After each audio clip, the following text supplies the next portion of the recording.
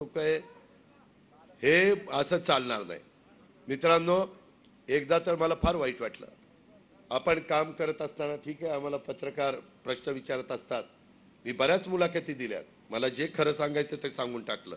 2-3 दिवस पत्रकार मंडळी मीडियावाली असा माझा पिच्छा पुरवतात, मी ठरवलेलं होतं 2-3 दिवस यांना भेटायचंच नाही, कारण म्हणलं यांना कुणीतरी सांगितलं तू असा प्रश्न अजितला विचार तसा विचार आणि आपली सटकली तर काहीतरी होईल आणि एवढं कामावर सत्यानाश होईल।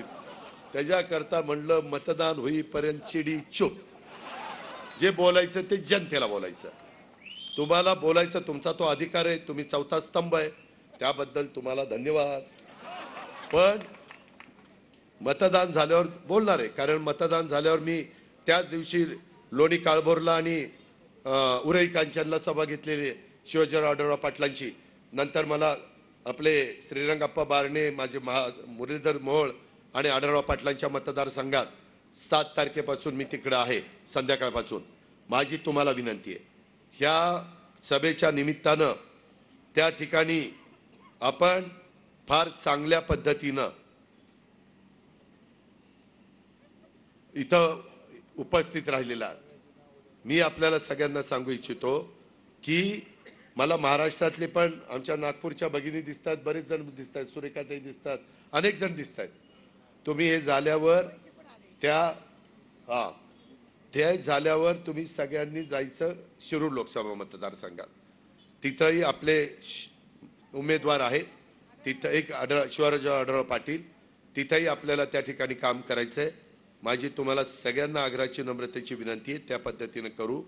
परंतु मित्रांनो, मला एक गोष्ट त्या ठिकाणी आवडली नाही, आज मी एवढ्या सभा या जागेवर अनेक जाहीर सभेमध्ये मार्गदर्शन केलं, यामध्ये हे सगळे जण, तुम्ही खाली बसलाय ना, खाली बसलाय, एक मिनिट मित्रांनो, लक्षात घ्या, ह्याच्यात जर खुर्च्या टाकल्या असत्या ना तर ही चौपट ते 5 पट झाली असती। अशी काहींना अशी गर्दी होणार नाही, बारामतीकर प्रतिसाद देणार नाही, खुर्च्या टाकल्या खुर्च्या, आणि आजपर्यंत एवढ्या,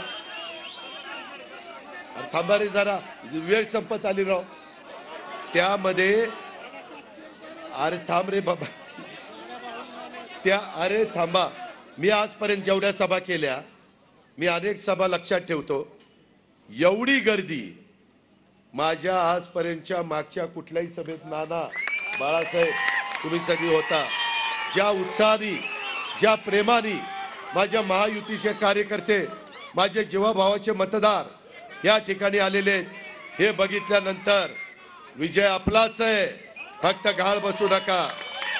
साईच्या साई विधानसभा मतदारसंघात आपण लीड घेणार आहोत, परंतु गाळ राहू नका, आणि उद्याच्या या सगळ्या गोष्टीला आपण घड्याळाच्या चित्राच्या शेजारचं बटन दाबण्याचं काम अजिबात एकमेकाच्या बद्दल आडी ठेवू नका।